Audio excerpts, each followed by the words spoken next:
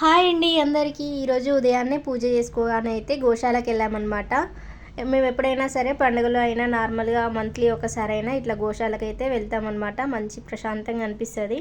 ఇక్కడ వచ్చేసి అయితే ఆవులకి పెట్టడానికి అయితే ఆకులు, ఆకుకూరలు, పండ్లు, కూరగాయలు అయితే పెట్టారనమాట. ఇంకా నానబెట్టిన పల్లీలు, బెల్లం కలిపి కూడా అమ్ముతారనమాట. చాలామంది పబ్లిక్ అయితే పండుగ టైంలో అయినా నార్మల్గా అయినా వచ్చి ఆవులకైతే మేత వేసి అయితే వెళ్తారనమాట. ఇక్కడ లక్ష్మీ అమ్మవారి గుడి కూడా ఉంటుందన్నమాట, వినాయకుడి గుడి కూడా. ఒకసారి చూపిస్తాను చూడండి.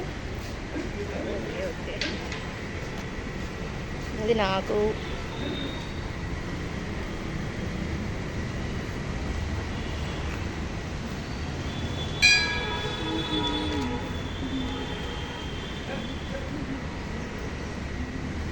అది ఇక్కడి అది బావా.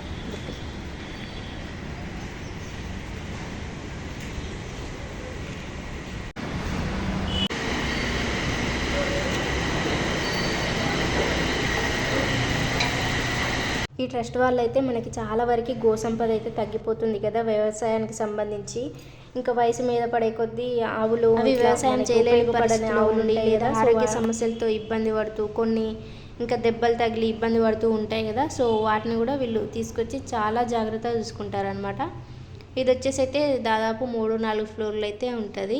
చాలామంది వర్కర్స్ ఉంటారనమాట డైలీ. ఇంకా క్లీనింగ్ సిస్టమ్ అయితే బాగుంటుంది. వీటికి దోమలు కుట్టకుండా ఇంకా డైలీ వాష్ చేస్తూ ఉంటారనమాట. ఇంకా పండగ టైంలో అయితే చాలామంది పబ్లిక్ వస్తారు. ఇంకా వాళ్ళు వచ్చిన వాళ్ళైతే ఎంతో కొంత కానుకలు అయితే సమర్పించుకుంటారనమాట.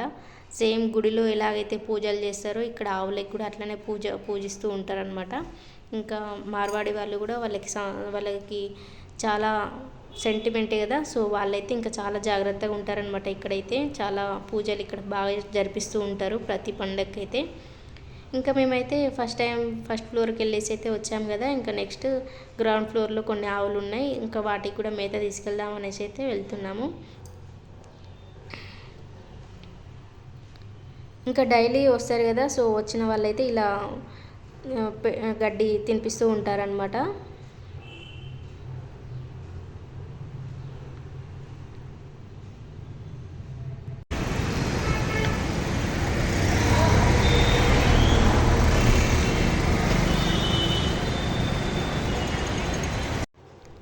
ఇంకా ఇక్కడ వచ్చేసి అయితే గణపతి గుడి ఉంటుంది. ఇంకా పక్కనే లక్ష్మీ అమ్మవారి గుడి కూడా ఉంటుంది అనమాట. చాలా ప్రత్యేకంగా అయితే పండగ టైంలో అయితే పూజలు జరుగుతాయి. ఇంకా మొత్తానికైతే దర్శనం చేసుకొని అయితే మేము ఇంకా ఇంటికైతే బయలుదేరుతున్నాం అనమాట. సో ఈ వీడియో మీద మీ ఒపీనియన్ ఏంటి అనేది అయితే కామెంట్ బాక్స్లో కామెంట్ చేయండి ఫ్రెండ్స్.